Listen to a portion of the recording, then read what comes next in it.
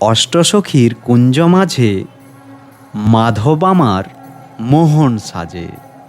হরে কৃষ্ণ। মায়াপুর শ্রী শ্রী চন্দ্রোদয় মন্দির থেকে প্রাণ ভরে দর্শন করুন শ্রী শ্রী রাধা মাধব ও অষ্টসখীর আজকের এই অপূর্ব রূপ মাধুর্য। আহা! তপ্ত কাঞ্চন বর্ণা শ্রীমতী রাধারানী এবং নবঘনশ্যাম শ্রী মাধব আজ তাদের সখীদের নিয়ে ভক্তদের হৃদয় হরণ করতে সেজে উঠেছেন এক অপূর্ব সাজে।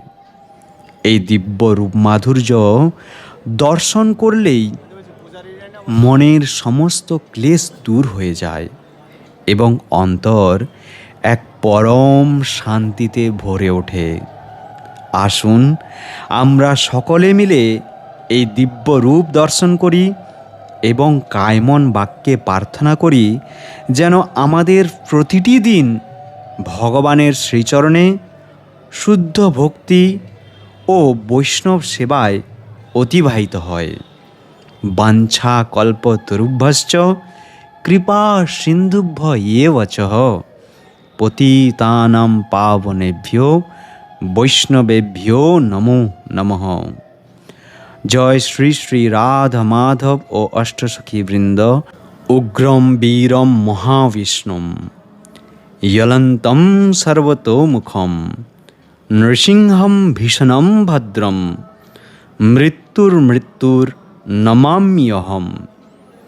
যিনি পরম উগ্র, পরম বীর, মহাবিষ্ণু স্বরূপ, যার তেজ চতুর্দিকে প্রজ্জ্বলিত এবং যার মুখমণ্ডল সর্বত্র ব্যাপ্ত, সেই ভীষণ অথচ কল্যাণময় শ্রী নৃসিংহদেব, যিনি মৃত্যুরও মৃত্যু, তাকে আমি বারবার প্রণাম জানাই।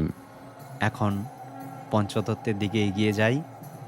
শ্রীকৃষ্ণ চৈতন্য প্রভু দয়া করো মোরে, তোমা বিনা কে দয়ালু, জগত সংসারে পতিত পাবন হেতু তব অবতার, মোসম পতিত প্রভু না পাইবে আর।